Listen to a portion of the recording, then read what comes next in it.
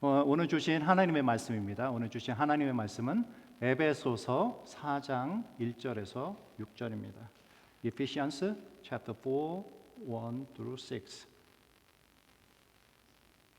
에베소서 4장 1절에서 2절 말씀 같이 교독하도록 하겠습니다. 그러므로 주 안에서 갇힌 내가 너희를 권하노니 너희가 부르심을 받은 일에 합당하게 행하여 모든 겸손과 온유로 하고 오래 참음으로 사랑 가운데서 서로 용납하고 평안에 매는 줄로 성령이 하나 되게 하신 것을 힘써 지키라. 몸이 하나요 성령도 한 분이시니 이와 같이 너희가 부르심의 한 소망 안에서 부르심을 받았느니라. 주도 한 분이시요 믿음도 하나요 침례도 하나요 하나님도 한 분이시니 곧 만유의 아버지시라. 만유에 계시고 만유를 통일하시고 만유 가운데 계시도다. 아멘. 오늘 저는 교회의 성장 원리라는 제목으로 여러분들과 같이 말씀을 나누도록 하겠습니다. 에베소서는 크게 전반부와 후반부로 나눠져 있는데 전반부는 1장에서 3장까지 교리적인 부분을 얘기합니다. 특별히 하나님의 영원한 계획, 하나님의 경륜에 대해서 얘기하면서 하나님께서 그리스도 안에서 유대인이나 이방인이나 모두가 하나가 될 수 있는 그 화목의 모습을 이미 이루셨다라는 것들을 선포하는 장입니다. 1장에서 3장까지. 그리고 나서 오늘부터 시작되는 이 4장에서는 바로 실천과 적용에 관계된 것인데 우리 성도들이 교회에서 어떤 삶을 살아야 되는지, 또 교회는 어떤 역할을 해야 되는지, 어떤 교회가 정말 하나님이 원하시는 교회인지에 대한 실제적인 부분을 얘기하고 있습니다. 특별히 하나님께서 이 부분을 이루기 위해서 성령을 통해서 일을 하시는데 성령을 위해서 이루어 가시는 구원, 이 부분에 대해서 말씀해 주고 있습니다. 제가 한 가지 질문을 드리도록 하겠습니다. 여러분은 지금 성장하고 있습니까? 여기 아이들이 없으니까 저 다 컸는데요. 네, 성장하고 있습니까? 제가 말하는 것은 우리의 속사람이, 우리의 내면이 계속적으로 성장하고 있는가라는 질문입니다.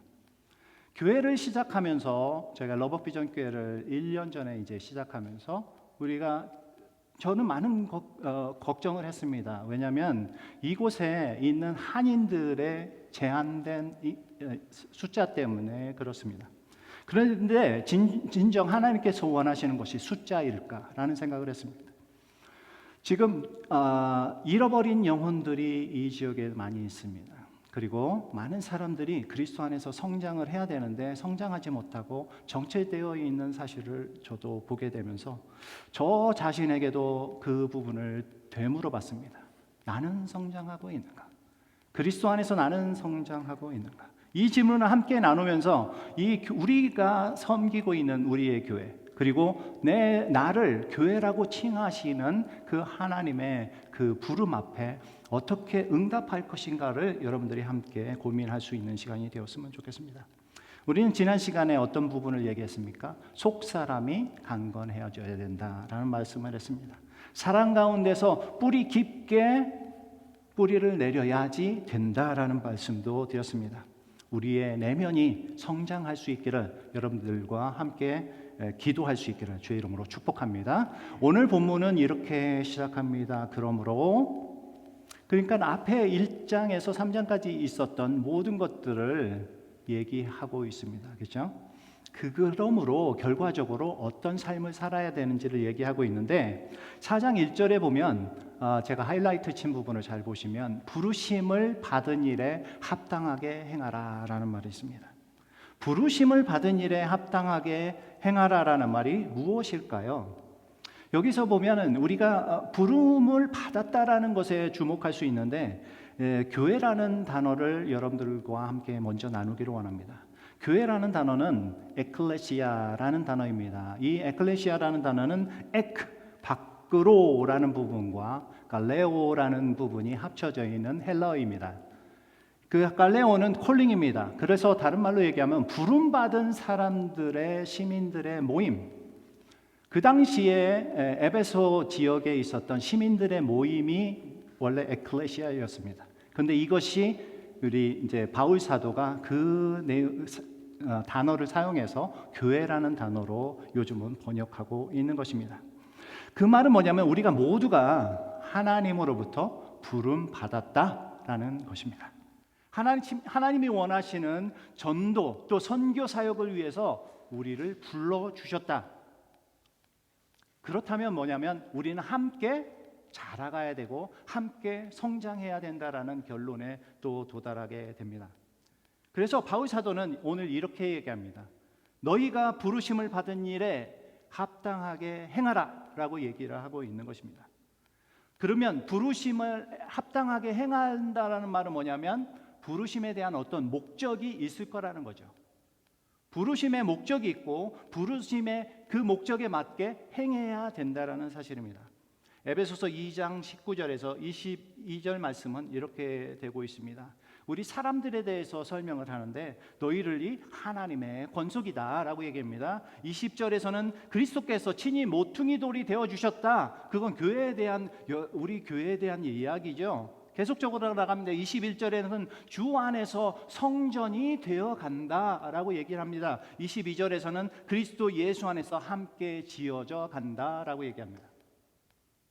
우리는 계속적으로 지어져 가고 있는, 성장하고 있는 그 관계에서 하나님께서 이미 부르셨다라는 얘기입니다. 우리는 하나님의 부름을 받았습니다. 아멘. 우리가 부름을 받았다라는 것에 확신이 없으면 그 다음 단계를 갈 수가 없다라는 것이죠. 그래서 오늘 하나님이 부르셨다라는 것은 믿음의 고백입니다. 바울은 지금 믿음으로 고백을 하고 있는 것입니다. 그리고 하나님의 부르심에 합당하게 행하여야 한다라는 말은 순종을 요구하고 있는 것입니다. 우리가 속해 있는 직장이 있습니다. 우리가 속해 있는 학교가 있을 것입니다. 우리가 속해 있는 어떤 모임들이 있을 것입니다. 그 모임 가운데서 하나님이 부르시고 하나님이 만나게 하시고 또 하나님이 또 그 속에서 일하시고 있음을 여러분들이 믿으셔야 된다는 거예요. 천국의 소망을 두고 사는 삶도 중요합니다. 그런데 천국의 소망을 두고 그냥 살아가는 것이 아니라 그 천국의 삶을 이 땅에서 실현해내는 것, 다시 말하면 사랑을 실천하는 그런 삶을 우리가 살아야 된다는 거예요. 어려운 이웃들이 있습니다. 그런데 어려운 이웃들을 그냥 지나갑니다. 그러지면 안 되죠. 힘들어하는 사람들이 있습니다. 그 사람들을 위해서 버팀목이 되어주는 그러한 모습이 우리 속에 있는지를 한번 돌아보시기 바랍니다. 그리스도의 사랑을 통해서 나타나야 될 이 복음의 이 사역을 힘쓰고 있느냐 이 말입니다. 그것을 지금 계속적으로 질문하고 있다고 보시면 됩니다. 우리는 그리스도 안에서 장성한 분량에 이르기까지 성장을 해야 됩니다. 그래서 우리 구성원 각자가 정말 계속적으로 성장을 해야 되고 그것이 우리 교회의 성장의 모습입니다. 그러면 교회의 성장 원리가 도대체 무엇일까요? 교회가 성장한다라는 것을 어떤 것으로 표현할까? 바울 사도의 말씀을 통해서 답을 먼저 하나를 얘기합니다. 이렇습니다. 하나 되게 하신 교회입니다. 하나 되게 하신 교회. 2장 14절은 이렇게 시작합니다. 에베소서 2장 14절 그는 우리의 화평이신지라 둘로 하나를 만드사 유대인과 이방인들이 함께 하나가 되는 비밀 그리고 하나님과 막혔던 그것을 하나로 만드신 그 예수 그리스도를 통해서 만드신 그것이 바로 하나 되는 비밀입니다. 2장 16절에서는 이렇게 얘기하죠. 또 십자가로 이 둘을 한 몸으로 하나님과 화목하게 하려 하심이라 원수된 것을 십자가로 소멸하셨다. 그래서 하나 되게 하신 것은 하나님의 엄청난 비밀 속에서 이루어지고 있는데 4장 2절에 이렇게 시작되고 있습니다. 모든 겸손과 온유로 하고 오래 참음으로 이렇게 시작합니다. 그러면 우리 교회가 성장하기 위해서는 이 자세가 우리 속에서 나타나야 되는데 도대체 그러면 겸손을 우리 겸손 다 아니까 humble 그죠? be humble 이렇게 되는데 도대체 무엇인가? 이거는 오히려 반대말을 이야기하면 여러분들이 훨씬 더 이해가 빠를 것 같습니다. 교만이라는 것입니다. 이 교만은 잠언에서 여러 가지로 얘기하고 있는데 세 절만 여러분들이 소개하면, 교만은 패망의 선봉이다라고 얘기를 합니다. 그리고 18장에서는 교만은 멸망의 선봉이다. 잠언 21장에서는 망령된 자라고 얘기하는데, 이 망령된 자가 뭐냐? 넘치는 교만으로 행하는 사람을 이 망령된 자라고 얘기합니다. 내 속에 교만이 있나? 교만이 그러면 교만과 반대인 이 겸손은 도대체 무엇인가? 라고 했을 때 저는 이렇게 얘기를 하고 싶습니다. 자신이 누려야 될 어떤 관심, 그리고 자신이 누려야 될 어떤 혜택, 이런 것보다는 오히려 다른 사람의 관심 또는 타인의 어떤 문제점에 오히려 주의를 기울이는 그런 모습이 바로 겸손이라고 할 수 있습니다. C.S. 루이스는 이렇게 얘기합니다. 겸손이란 자신을 낮게 생각하는 것이 아니라 적게 생각하는 것이다. 나 자신에 대해서 적게 생각하고 오히려 다른 사람에 대해서 먼저 생각할 수 있는 그 모습이 바로 겸손이라는 거예요. 저는 요즘에 많은 사람들이 너무 이기적인 모습을 보고 있습니다. 그죠? 너무 자기 중심적입니다. 내가 없으면 이게 안 돼요. 나를 위한 바이올로지는 있지만, 바이오그래피는 있지만, 그죠? 내가 다른 사람을 관심을 두는 부분들은 많이 부족한 것 같습니다. 예수님도 이 겸손에 대해서 얘기하면서 자기 자신을 이렇게 표현하고 있습니다. 뭐라고 얘기하냐면, 나는 마음이 온유하고 겸손하니. 예수님은 겸손하신 분이십니다. 겸손과 더불어서 함께 나와 있는 부분이 무엇입니까? 바로 온유라는 것이에요. 예수님께서 온유한 부분을 얘기를 하셨는데, 이 온유라는 단어는 무엇입니까? 프라우테스라는 단어는 무엇입니까? 우리가 감기 나면 막 열도 많이 나잖아요. 그죠? 열이 날 때 열을 약을 통해서든지 물수건을 통해서든지 열을 다스리는 것, 그렇게 다스리는 것을 바로 이 프라우스라고 얘기합니다. 또 한 가지는 이 훈련을 통해서 어떤 강력한 것들이 절제가 되는, 그런 조절되는 그 모습을 바로 이 프라우테스라고 얘기합니다. 그래서 매튜 헨리는 이 부분을 이렇게 말씀하고 있습니다. 온유는 하나님의 손에 길들여지는 것이다.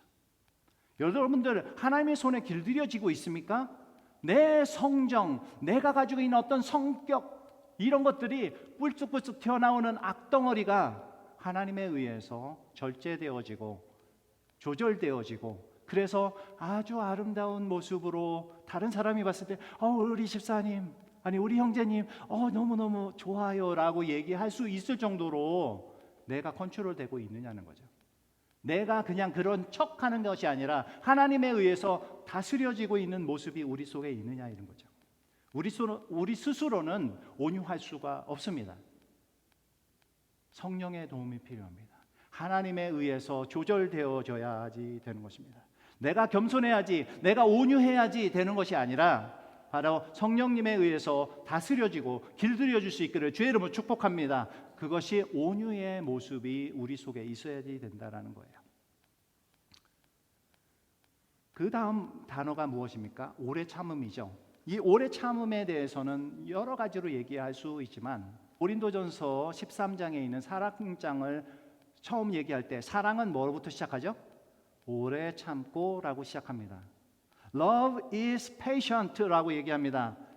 그래서 사랑의 첫 번째 모습, 사랑에서 가장 먼저 나타나야 될 모습, 그 모습은 뭐냐? 오래 참음이라는 거예요. 모든가 우리가 사람들과의 관계에서 이 오래 참는 거 참 많이 못하는 것 같아요. 그죠? 타인과의 관계에서 있어야 될 이 인내의 모습, 오래 참음의 모습은 어떤 것이 있습니까? 우리 특별히 교회 생활을 할 때 또는 다른 사람과의 만남 가운데 있을 때 이 오래 참음은 어떤 부분이 있을까요? 예를 들어 볼게요. 특별히 믿음 생활을 하다가 보면 신앙이 약한 지체들이 있습니다. 신앙생활을 한 지 얼마 안 된 친구들이 있는데, 이 친구들이 어떤 때는 무책임해 보입니다. 교회에 대해서 관심도 안 가지니까 무책임해 보이고 좀 나태한 것처럼 보일 때가 있습니다. 그럴 때 우리는 인내가 필요합니다. 그들이 잘할 수 있을 때까지 기다려줘야지 될 필요가 있다라는 거예요. 성숙할 때까지 기다려야 될 필요가 있다라는 거예요. 그래서 오늘도 바울 사도는 오래 참음이라는 단어를 여러분들에게 소개하고 있는 겁니다. 우리 사회에서 너무 이기적이고 또는 공격적이고 지나친 진취적인 모습이 과해서 어쩌면 우리 사회가 조금 너무 험악하다 싶을 정도의 그 모습을 보일 때가 있습니다. 그럴 때 우리는 이 말씀을 기억을 해야 됩니다. 오래 참음. 그런데 이 겸손 그리고 온유, 오래 참음에 대해서 이 부분이 이루어져야 될 어떤 목표가 있다라는 거예요. 그것이 두 가지 목표로 여러분들에게 소개합니다. 첫 번째는 사랑 가운데서 서로 용납해야 됩니다. 2절을 한번 같이 읽도록 하겠습니다. 2절 한번 같이 읽어볼까요? 시작. 모든 겸손과 온유로 하고 오래 참음으로 사랑 가운데서 서로 용납하고. 우리의 교회의 모습에 정말 용납함이 있는가? 우리의 서로에게 용납함이 있는가? 앞에 있는 말씀이 그대로 아마 이 결과물로 오게 되어야 되는 것이 우리 성장하는 교회의 모습이라는 거예요. 사람들이 잘못했을 때 그거를 받아들일 수 있고 용납할 수 있는 것. 무엇 때문에 그럴까요? 사랑하기 때문입니다. 우리 아이들이 잘못했을 때 어른들은 어떻게 합니까? 맴매를 됩니까? 아주 어렸을 때 맴매를 되라고 하죠. 그렇지만 사랑하기 때문에 그들이 뛰쳐나가도 엄마 아빠는 어떻게 합니까? 그대로 참고 인내하지 않습니까? 아이들이 실패하고 어떤 결정을 미루게 됐을 때 마음이 안타깝죠. 이렇게 하면 빨리 될 텐데, 그죠? 그런데 그 부분에 대해서 나도 저렇지 않았을까라는 것들을 한번 돌아보니까, 그리고 이 아이를 위해서 더 많이 기도하고 더 많이 사랑해 줘야지 되지 않을까라는 생각을 더 하게 되었습니다. 지난번에 우리 인싸와 아싸 얘기를 했습니다. 그죠? 우리가 이너 서클에 있는 사람들끼리 막 뭔가를 합니다. 그죠? 근데 아싸, 바깥쪽에 있는 사람들, 아웃사이더들에게는 관심을 못 가지고 있는 것들이 많이 있습니다. 이게 인싸, 아싸가 서로 나뉘어지고 막 분열되는 것은 하나님이 원하시는 모습일까요? 그렇지 않다고 믿습니다.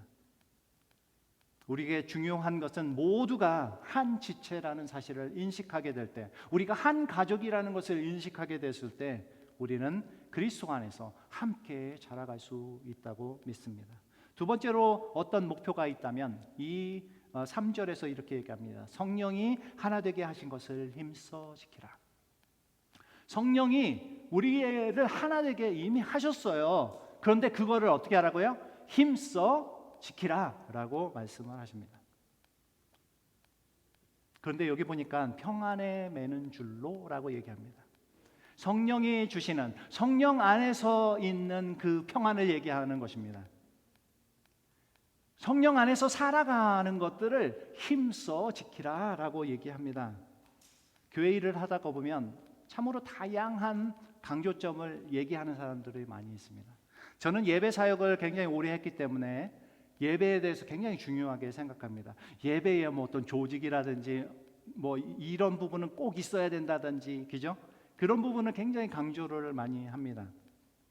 그런데 어떤 분들은 기도를 통해서 뭐 산상 기도를 했던 분들, 그죠? 그런 분들은 우리 산에 가서 기도해야 됩니다 라고 얘기합니다. 새벽 기도에서 은혜를 받은 사람들은 새벽 그 기도 시간이 꼭 필요하다고 얘기를 합니다. 어떤 분들은 전도를 하다가 하나님을 만나고 은혜를 받습니다. 그래서 전도를 꼭 해야 됩니다. 모든 게 있어야 됩니다. 교회는 모든 것이 있어야 됩니다. 그래서 어떤 분들이 예배를 잘하시는 분, 선교를 잘하시는 분, 기도를 잘하시는 분, 이런 분들이 함께 모여서 정말 아름다운 공동체로 이루어가는 것이 그 하나님의 교회라는 거예요. 서로 모습은 다르고 성품도 다르고 주장하는 것도 다르지만 그리스도 안에서, 성령 안에서 하나 되게 하신 것을 힘써 지켜나가면 성령에 이끌리게 되었을 때 우리는 그 일들을 감당할 수 있다고 믿습니다. 하나님의 방법은 참 그런 것 같습니다. 각각의 은사들이 너무 달라요. 그죠? 각각의 은사들이 다른데 그것이 하나 모여가지고요, 또는 연령체도 다양하게 모여서 귀한 일들을 하게 하시잖아요. 그것이 하나님의 방법입니다. 그 방법에 우리를 부르셨고 그 부름에 내가 아멘하고 순종해 나가면, 힘써 나가면 바로 그 하나님의 일들을 감당할 수 있다고 믿습니다. 그런데 여기에서 이제 세 가지 자세도 말씀드렸고 두 가지 골도 얘기했는데, 사도 바울은 이 성령을 통해서 이 하나 되게 하는 부분들을 7가지 동기를 모티브스를 통해 가지고 소개를 하고 있습니다. 우리가 한 번 더 읽을 필요가 있습니다. 4절부터 6절, 좀 길긴 하지만 어떤 하나를 얘기하는지 한번 같이 읽도록 하겠습니다. 시작. 몸이 하나요 성령도 한 분이시니 이와 같이 너희가 부르심의 한 소망 안에서 부르심을 받았느니라. 주도 한 분이요 믿음도 하나요 집례도 하나요 하나님도 한 분이시니 곧 만유의 아버지시라. 만유 위에 계시고 만유를 통일하시고 만유 가운데 계시도다. 여기 보면 몸이 나오고요, 성령이 나오고 또 소망이 나오고 주가 나오고 믿음이 나오고 침례가 나오고 하나님이 나옵니다. 하나님의 목표는 무엇일까요? 이 하나하나를 다 하나라고 얘기하면서 정말 하나님이 정말 원하시는 게 무엇인가, 그 부분에 초점을 두고 있습니다. 그거는 6절에서 이 이야기를 합니다. 만유 위에 계시고 만물을 통일하시고 만유 위에 계시다, 만유 가운데 계시다. 영어로 하니까 조금 더 확 다가오더라고요. Who is over all and through all and in all. 모든 것 속에서 하나님이 역사하고 있습니다. 하나님은 이미 하나 되게 하셨습니다. 하나님은 하나로 우리를 부르셨습니다. 그 부름 앞에 바로 이 하나님께서는 자기 자신을 이렇다라고 하나님에 대해서 소개하면, 바울사도가 소개하면서 이렇게 얘기를 합니다. 만유 위에 계시고 만유를 통일하시고 만유 가운데 계시도다. 어떤 말입니까? 제가 이거를 조금 더 쉬운 말로 얘기하니까, 하나님은 우리의 창조주 하나님이십니다. 또 하나님은 우리의 통치자이십니다. 그리고 하나님은 우리의 공급자이십니다. 아멘? 그 하나님에 대해서 바울이 확신 있게 이렇게 소개를 하고 있는 거예요. 이 부분을 고백을 할 때 무슨 얘기입니까? 만유의 아버지로 고백하는 우리들의 모습일 때 결국에 교회는 하나로서 움직일 수가 있고 하나로서 힘써 행할 수 있는 그 동력이 생긴다는 것이기 때문입니다. 에베소서 1장 10절은 이렇게 얘기합니다. 하늘에 있는 것이나 땅에 있는 것이 다 누구 안에서요? 그리스도 안에서 통일되게 하셨다. 이 하나님의 방법입니다. 그리스도 안에서 우리를 통일되게 만드셨어요. 하나로 만드셨단 말이죠. 그런데 3장 10절에는 이런 얘기를 합니다. 이는 이제 교회로 말미암아 하늘에 있는 통치자들과 권세들에게 하나님의 각종 지혜를 알게 하셨다. 누구를 통해서? 교회를 통해서. 이 에베소서는 교회에 대한 이야기를 많이 합니다. 우리가 개인이 각자가 하나님이 주시는 교회입니다. 동시에 하나님의 일들을 하도록 공동체로 만들어 주셨습니다. 이미 그리스도를 통해서 하나 되게 하신 그 하나님의 뜻을 받들고 하나 되게 하는 그 노력을 우리에게 요구하고 있다고 믿습니다. 하나 되게 하신 교회, 하나님도 한 분이십니다. 성령도 하나이십니다. 한 몸으로 우리를 부르셨습니다. 이 한 몸으로 부르신 이 부름 앞에 저와 여러분들이 함께 하나님 하나 되게 하신 이 교회를 위해서 힘써 열심을 다하겠습니다 라고 고백할 수 있는 저와 여러분이 되기를 주의 이름으로 축복합니다. 아멘. 같이 기도하겠습니다. 하나님 참으로 감사를 드립니다. 교회의 성장 원리, 하나 되게 하신 교회에 대한 진리를 알게 하시니 감사드립니다. 우리 모두에게 겸손, 온유 오래 참음의 자세를 갖게 하여 주시옵소서. 서로 용납하고 성령의 하나 되게 하신 그 사실을 힘써 지키게 인도하여 주시옵소서. 하나 되게 하신 그 하나님의 부름에 합당하게 행하게 하여 주옵소서. 예수님의 이름으로 기도드립니다. 아멘.